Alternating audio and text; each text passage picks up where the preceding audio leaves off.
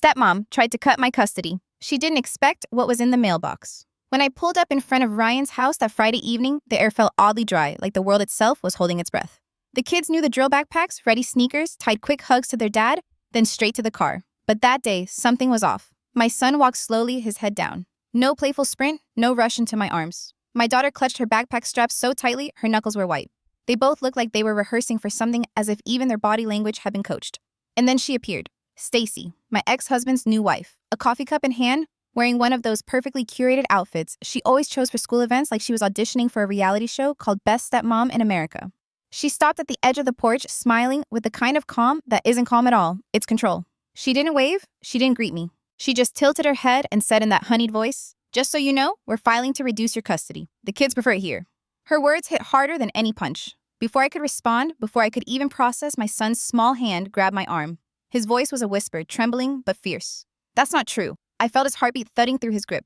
That single phrase, "that's not true," was all the confirmation I needed. He was terrified, but also desperate for me to know he wasn't betraying me.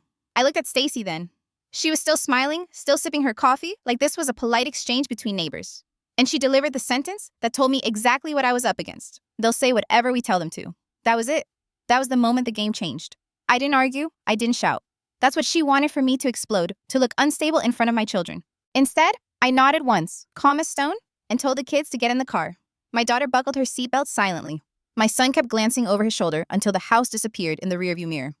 The drive home felt endless. My hand stayed steady on the wheel, but inside my mind was already spinning. This wasn't just hostility. It wasn't just a bitter stepmother trying to assert her place. This was premeditated. It was strategy. She was rewriting my children's memories, shaping their words, teaching them to perform on command. When we got home, I tugged them into bed early. My daughter asked if I was mad. I told her no, but I could hear the question under the question, "Am I in trouble for loving both of you?" I kissed her forehead and promised she was safe. But after they were asleep, I went into my closet and pulled down the notebook I had been keeping for months. I slid it onto my lap and flipped it open. Date, time, incident. My handwriting filled the pages, entries about forgotten sweaters, about Stacy telling the kids I didn't have enough money to feed them, about tears over a stepmom's sweater left behind. This wasn't paranoia. This was evidence. And now I finally understood what the evidence was for. I turned on my laptop, logged into the backup email account Ryan didn't know existed, and started scanning everything I'd already collected. Screenshots of text messages where Stacy posed as Ryan. Emails written in his name, but with her clipped performative phrasing. School notes about unexplained absences during Ryan's custody weeks. Voicemails where my son cried because he wanted to come home early. I printed them all, stacked them neatly labeled, each page with dates. I wasn't going to confront her in the driveway. I wasn't going to scream in front of my kids. No, I was going to dismantle her carefully curated facade piece by piece with the one thing she couldn't control: the truth. That night, sitting in the quiet hum of my kitchen, I realized something chilling. This wasn't a custody battle. It was a war of narratives. Stacy wasn't trying to share Ryan's new life, she was trying to erase mine. And if I didn't fight smart, my kids would be the casualties. So I sharpened my weapon. Not rage, not revenge, documentation. As I sealed the first thick envelope, my pulse slowed. I wasn't powerless. She thought she could script my children, but I had been quietly writing my own script all along.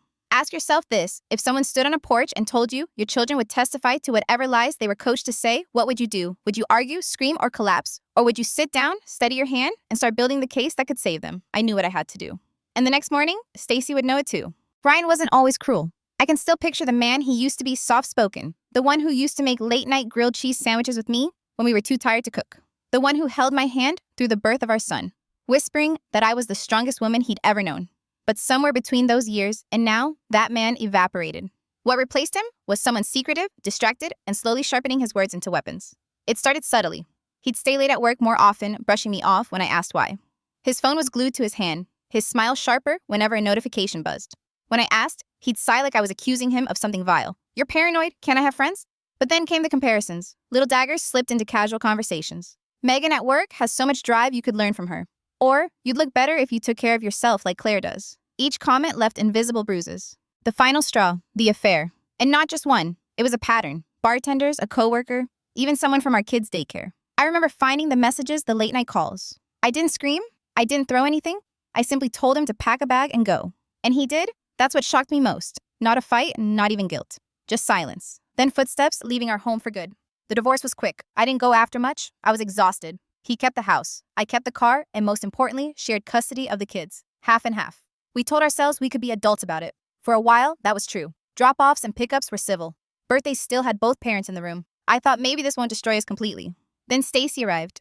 He introduced her to the kids after only a few months, though I found out by accident. My daughter, just 5 years old, mentioned Daddy's new friend with the fancy shoes. She said Stacy brought presents and smelled like the mall perfume counters. I wanted to believe it was innocent, just a woman trying to make an impression.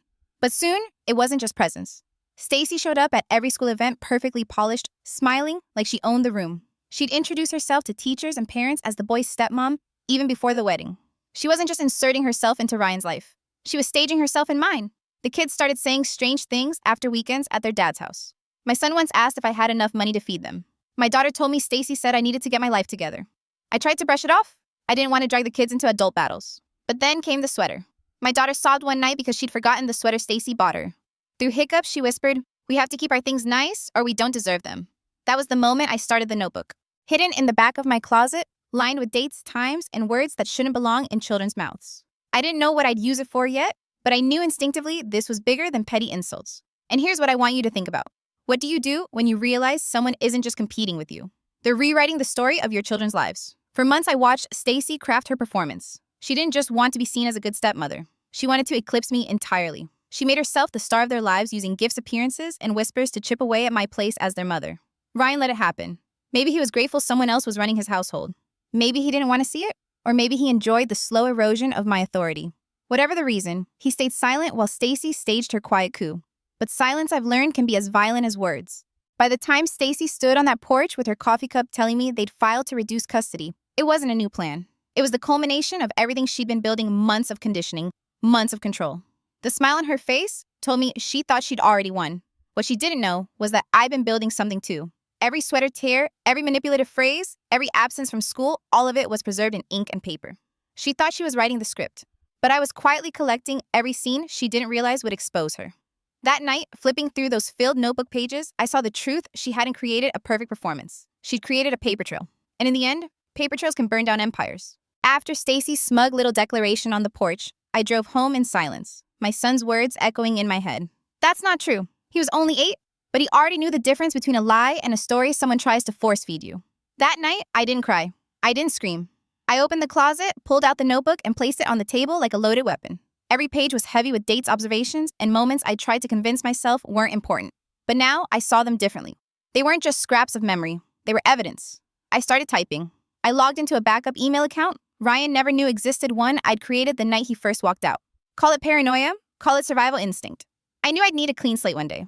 That night, it became my command center. I uploaded scanned copies of the notebook pages, then layered in screenshots of texts, school notices, and voicemails I'd saved over the years. The story came together like a puzzle. Ryan's missed pickups, Stacy's forgotten messages that always seemed to put the blame on me, school records showing unexcused absences during their weeks, even therapy notes where my son described feeling watched all the time at his dad's house. Each piece alone looked like coincidence. Together, they looked like a pattern, a very dark one. At 8 a.m., I wrote a letter. It wasn't addressed to Ryan. It wasn't for the court. It was for Stacy. Inside, I included a timeline, every manipulation, every whispered poison my kids had carried home. I slipped in copies of the text messages where she pretended to be Ryan. The email she sent from his account, obvious in tone if you knew what to look for. The voicemail from my son crying to come home early. And at the end, one line in bold, "The kids will not be your props. The lies end here." I mailed it to her office the next morning. Not to their lawyer, not to Ryan, directly to her.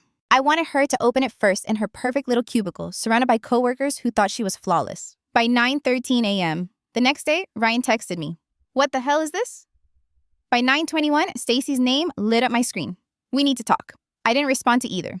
Instead, at 10:04, I sent one final message. "Please direct all communication through my attorney moving forward. You'll be receiving notice shortly."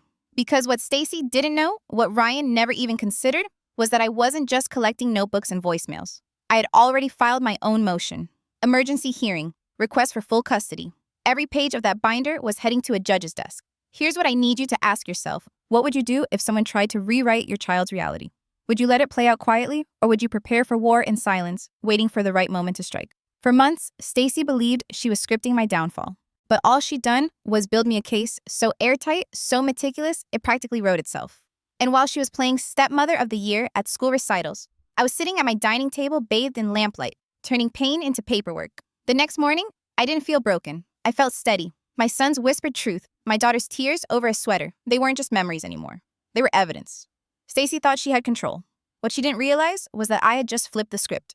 3 days after filing my motion, I got proof that Stacy wasn't just going to sit quietly and panic.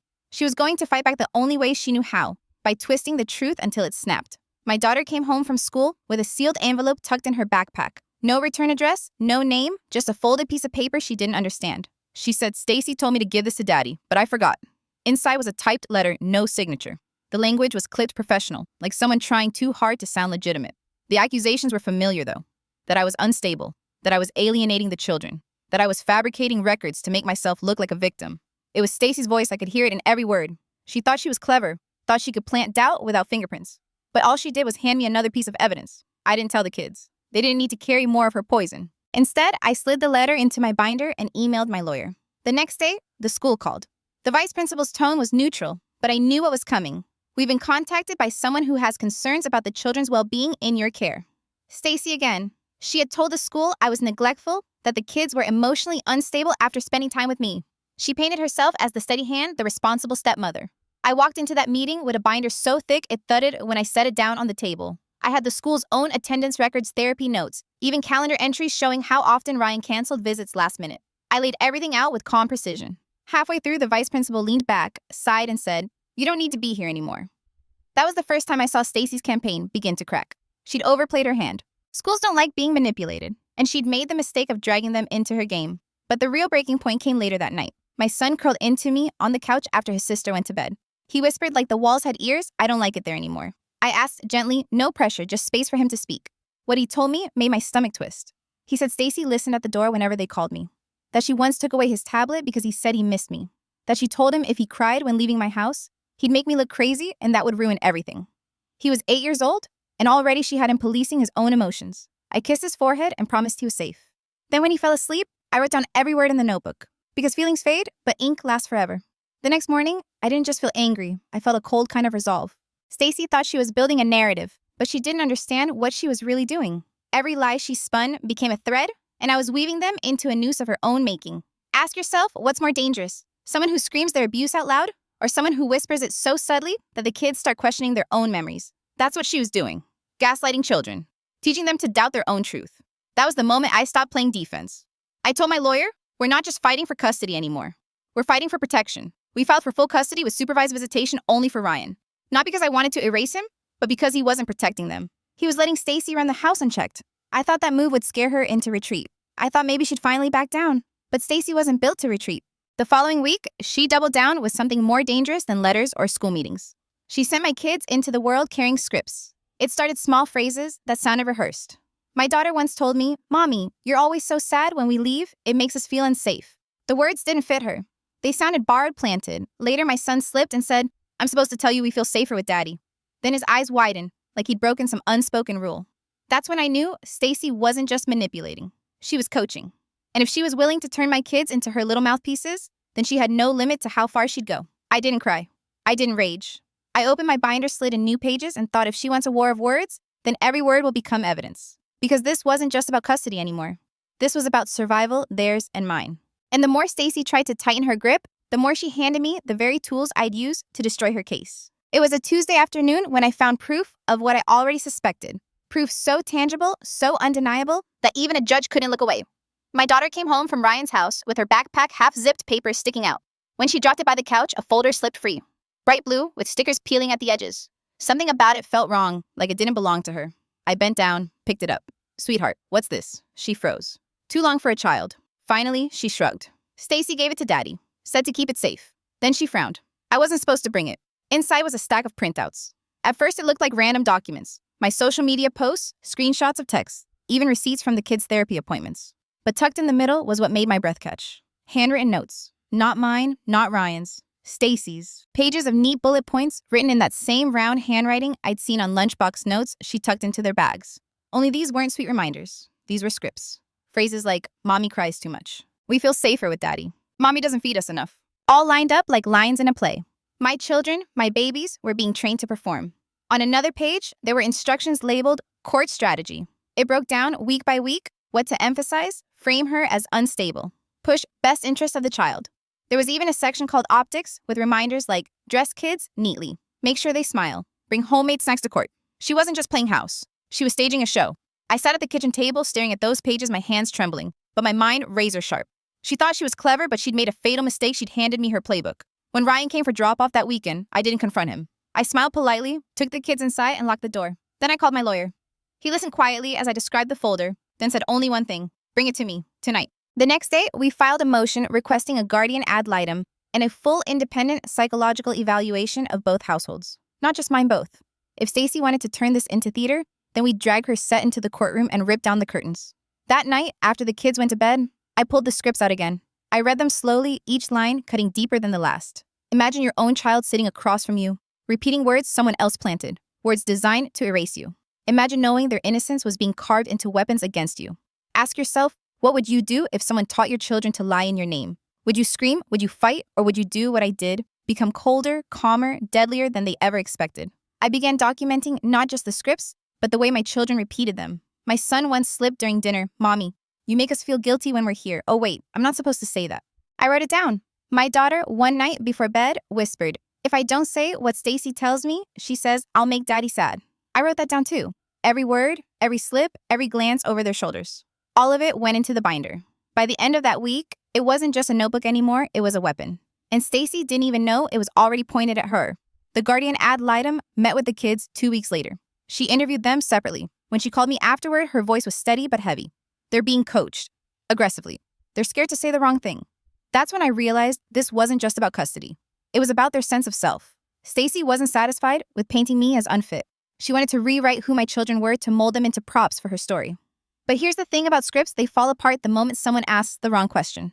And soon, in a courtroom with a judge watching Stacy's perfect little play was going to collapse. The knock came on a gray Thursday afternoon. I opened the door to find a woman in her late 40s standing on my porch, clipboard tucked under her arm, expression calm but watchful. "Mrs. Anderson, I'm the guardian ad litem assigned to your case." My chest tightened, but I stepped aside, letting her into the living room. The kids were sprawled on the rug with their Legos. They froze when she walked in, eyes darting toward me, silently asking if they were in trouble.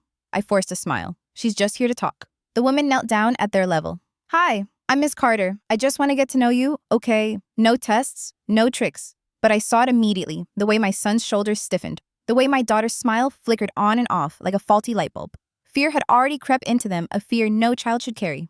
She interviewed them separately. My daughter first in the kitchen. My son waited in the living room building towers and knocking them down over and over. I listened to muffled voices straining to hear.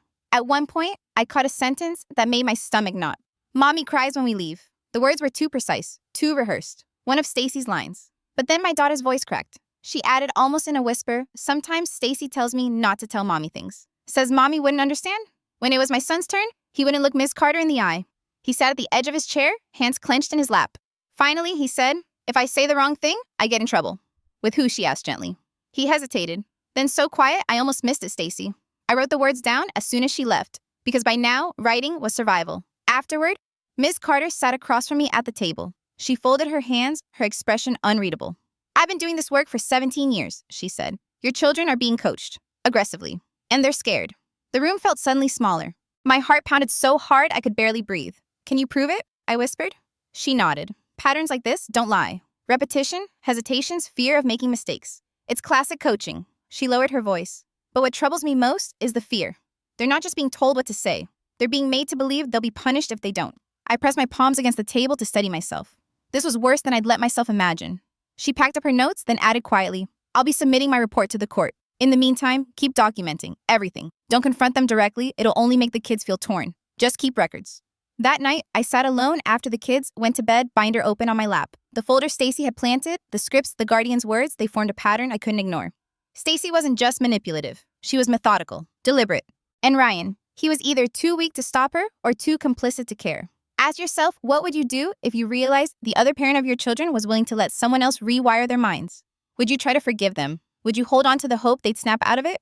Or would you do what I did, cut the rope before you and your kids were dragged down with them? The decision came easier than I expected. I called my lawyer first thing the next morning. "File for full custody," I said. My voice didn't even shake. "Supervised visitation for him, none for her." There was a long pause on the other end. "Then, we'll need every shred of evidence. But with the guardian's report, we stand a strong chance." By the time I hung up, I felt something I hadn't felt in months. Not peace, not safety. Resolve. Because this wasn't just about winning custody anymore. It was about reclaiming the lives Stacy tried to script into her story. And the stage she built was about to collapse. The first crack appeared in court. We were seated at opposite tables, the air thick with unspoken accusations. Stacy arrived late, of course floating in on stilettos with a paper cup of coffee flashing that polished smile she always wore like armor. She looked radiant, untouchable, until my lawyer slid the folder across the table. Inside were the scripts, her handwriting. I saw it happen, the twitch in her jaw, the way her eyes darted down and back up too fast. For a split second, her mask slipped. Ryan noticed too. He leaned closer to her, whispering. She snapped back at him, too sharp, too obvious. Even the judge raised an eyebrow. When the guardian ad litem gave her testimony, "These children are being coached, and their fear is evident," Stacy's smile froze. She tried to laugh it off, shake her head, but her shoulders tightened. And Ryan? He was unraveling. He stood to speak, hands shaking, words stumbling. "I didn't know she..." Then he stopped like he'd realized mid-sentence that defending her meant damning himself. For the first time, I saw fear on his face, not just of losing his kids, of losing control. Afterward, I overheard their lawyer hissing at them in the hallway. "Do you two understand how bad this looks?" Stacy didn't answer. She just stared at the wall, jaw tight as if holding herself together by sheer force. That night, I got a voicemail from Ryan. His voice was thin, ragged, like he hadn't slept. "She's losing it. I didn't know about the other kid. Please, just let me talk to you. The other kid." That was how I learned the next piece of Stacy's past. Her first child, the one she claimed lived with grandparents upstate. The truth, she'd already lost custody years ago. Same accusations, same patterns. Emotional coercion, lying to the court, coaching a child until reality bent. It wasn't a rumor. It was documented. Her ex-husband came forward willingly, tired of the silence, tired of watching her repeat the same cycle with new victims. When my lawyer told me, I felt the ground tilt under me. All this time, I thought I was fighting a new kind of monster. But she wasn't new. She was a repeat performance. And Ryan, he hadn't even known. He'd married a woman with a history of destroying families, and he let her start over with mine. I should have felt vindicated. Instead, I felt sick, because my children were just her next stage. Ask yourself, what do you do when you realize the enemy isn't just cruel but practiced? When you're not their first victim, only their latest. Do you fight harder, or do you crumble under the weight of knowing this person has perfected the art of destruction I chose to fight? The cracks in Stacy's mask widened fast. Ryan moved out of their house. The kids told me they overheard shouting, glass-breaking words like, "You ruined everything," screamed late at night. The guardian ad litem reported back. "These children are afraid not of their father, but of the stepmother." That line stuck with me. Afraid of her. My daughter clung to me at bedtime, whispering. She stands in my doorway at night, just watching. Not saying anything, just watching. That was the moment my resolve hardened into steel. Stacy wanted control. She thrived on fear. Then I would give her something new to fear. The truth. Because lies rot eventually. Masks crack. And when they do, the face underneath is far uglier than anyone imagined. The hearing should have been routine, a continuation, a review of the evidence already entered. But Stacy didn't understand routine. She only understood control. She walked in late again, but this time the polish was gone. No designer heels, no perfectly curled hair. Just a pale face, dark circles, and a file clutched so tightly her knuckles were white.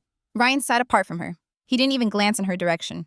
The judge opened with the basics, reviewing the guardian ad litem's findings, the scripts Stacy had written for my children, the folder of strategy notes. I sat still, heart-hammering, hands folded in my lap. Then my lawyer stood, calm, measured. "Your Honor, we have additional documentation." He pulled out employment records, subpoenaed, verified. Stacy's old job had disciplined her for impersonating someone via company email during another custody dispute. She'd been warned, then quietly forced out. It was the same playbook, same tactics, different victim. Ryan's lawyer sputtered, tried to object, but then came the final blow testimony from Stacy's ex-husband. He walked into that courtroom, looked right at her, and said, "She destroyed my relationship with my child. She taught him to lie. She told him I didn't love him. I lost years with my son because of her manipulation." Stacy's mask shattered. Her smile twisted into something brittle. She shook her head, muttering, "They're all lying. This is revenge." And then she turned. "On Ryan. He told me to do it." She snapped, voice sharp enough to slice through the silence. "He said the kids needed to be broken in. He said if I didn't keep them in line, he'd leave me. He made me enough," Ryan barked, standing so fast his chair screeched. His face flushed red, his voice breaking. "You're insane. You ruined everything. You wanted them all to yourself. You told me I was weak." The courtroom dissolved into chaos. The judge slammed his gavel, voice booming. "Sit down." I sat, frozen, pulse roaring in my ears. For years, I had been the quiet one, the one swallowing words, the one labeled unstable whenever I dared to speak. And now in front of a packed courtroom, the truth was spilling out of their own mouths. The judge leaned forward, eyes cold. "What I see here is not just parental conflict. What I see is deliberate, repeated emotional abuse of children." Stacy tried to interrupt, but he cut her off. "You're done speaking. Permanently." That was the word he used, permanently. In that moment, I knew she wasn't just losing this battle. She was losing everything. But even then, even stripped bare, she couldn't stop herself. As the hearing adjourned, she turned to me, eyes blazing, and hissed, "You think you've won? You don't know what I'm capable of." And for the first time, I almost pitied her. Almost. Because the unraveling wasn't just legal. It was personal. It was public. And once a mask like hers cracks, it doesn't just fall. It shatters into pieces sharp enough to cut everyone nearby. The courtroom was heavy with silence, the kind that presses against your skin until you can barely breathe. Everyone knew the next words would decide everything. The judge flipped through the binder my lawyer had compiled page after page of evidence timelines, transcripts, photos, and the Guardian ad litem's stark conclusion. The children are being emotionally manipulated in ways that threaten their long-term well-being. Finally, he set the file aside and looked directly at Stacy. His voice was steady, almost unnervingly calm. Ms. Parker, what has been done here is not only inappropriate, it is dangerous. Coaching children, rewriting their memories, intimidating them into obedience. This is emotional abuse. It compromises their ability to trust, to bond, to grow into healthy adults. Stacy sat rigid lips, pressed thin eyes darting toward Ryan, like she still hoped he might save her. He didn't look back. You are hereby barred from any form of contact with these children, the judge continued. No visitation, no phone calls, no letters, no social media contact, no third-party communication, nothing. Any attempt will result in immediate violation and potential arrest. Her face drained of color, but she didn't flinch. Not a tear, not a word, just that hollow stare. Then the judge turned his gaze to Ryan. His tone dropped lower, colder. Mr. Harris, you allowed this to happen in your home. You stood by and watched these children be manipulated. You enabled it. While you may not be the architect, you are complicit. Ryan swallowed hard, jaw-tight, hands trembling on the table. Effective immediately, the judge said, you are granted supervised visitation only. 1 session per week at a neutral facility overseen by court-appointed staff. You may petition for review in 6 months, contingent upon completion of a psychological evaluation and therapy, recommended by the court. Ryan's mouth opened like he wanted to argue, but no words came. His shoulders slumped as if the fight had finally left him, and then the judge turned to me. For the first time that day, his voice softened. Ms. Taylor, you have demonstrated extraordinary diligence in documenting, protecting, and advocating for your children. Where many would have been overwhelmed, you gathered evidence and sought help through the proper channels. The court finds you to be a credible, responsible, and protective parent. Accordingly, you are awarded full legal and physical custody. I exhaled a breath I didn't realize I'd been holding. My hands shook, not from fear, but from release. After months of being undermined, accused, and gaslit, the truth had finally been spoken aloud. The gavel came down with a sharp crack. This hearing is adjourned. Stacy sat frozen like stone. Ryan dropped his head into his hands, and I walked out of that courtroom without looking back. But walking out didn't feel like victory. Not yet. Because court orders are paper, and paper doesn't erase scars. Paper doesn't undo whispered lies in a child's ear or erase nights spent wondering if I'd lose them. Still that day, for the first time in years, I felt the ground beneath me solid again. The judgment wasn't just a ruling, it was a mirror. A reflection of everything I'd endured and proof that I hadn't been crazy, oversensitive, or paranoid. I'd been right. And I had protected my children. The rain had stopped by the time I left the courthouse, but the air still smelled like wet asphalt and something raw relief mixed with exhaustion. My lawyer squeezed my shoulder once before heading off, leaving me alone with the weight of what had just happened. Outside, Ryan lingered near the steps. His tie was loosened, his expression hollow. He looked like a man who'd just lost everything, but the truth was he'd given it away long before today. Susan, he called softly. My name felt foreign coming from his mouth. I didn't know. I walked past him without slowing. I didn't owe him comfort, not after watching him stand silent while Stacy twisted our children into puppets. He could carry his guilt on his own. For days afterward, the house was quieter than usual. Not because of sadness, but because the kids finally slept through the night. My son didn't flinch when I raised my voice to call him for dinner. My daughter hummed to herself, while drawing again, sketching messy rainbows and stick figures with smiling faces. I hadn't realized how much sound had been stolen from them until it came back, but the aftermath wasn't just about healing. It was about fallout. 1 week later, I got a text from Mara, one of Stacy's former friends. Check the news. Attached was a link. Stacy's employer, a family nonprofit of all places, had terminated her. The article didn't mince words. Employee terminated after court findings of emotional abuse in custody case. Someone, maybe Mara, maybe someone else, had leaked the documents. Her smiling headshot sat next to damning paragraphs about manipulation and control. Comments poured in, online people sharing their own stories of her cruelty. Whatever mask she had worn in the community was gone. Ryan's spiral was quieter, but no less dramatic. My lawyer forwarded me an email he'd sent begging for a second chance, claiming Stacy had manipulated him as much as the kids. But the damage was irreversible. The judge's words hung over him like a sentence carved into stone. Supervised visitation only. No more hiding behind her. No more excuses. The kids asked about him cautiously. My son whispered, "Will we still see Dad?" I nodded because the truth mattered more than my resentment. Yes, but only in safe places with people there to make sure it's okay. My daughter looked relieved, like she'd been waiting for someone to finally say those words. Weeks passed. The phone stopped buzzing with Stacy's venom. The house became a place of laughter again. But I still kept the binder in my drawer thick with evidence timelines and every scrap of manipulation, because history had taught me to stay ready. And yet, even as life settled, part of me couldn't stop replaying the courtroom. Stacy's face when the judge said no contact ever. Ryan's slump when his excuses collapsed. The sound of the gavel. Ask yourself, what would you do if the people you once trusted most tried to erase you from your children's lives? Would you fight clean or would you fight to win? I didn't feel victorious. I felt vindicated. And that's a different kind of power. Thanks for spending your time here and supporting stories that put kids' safety first. You make this community stronger.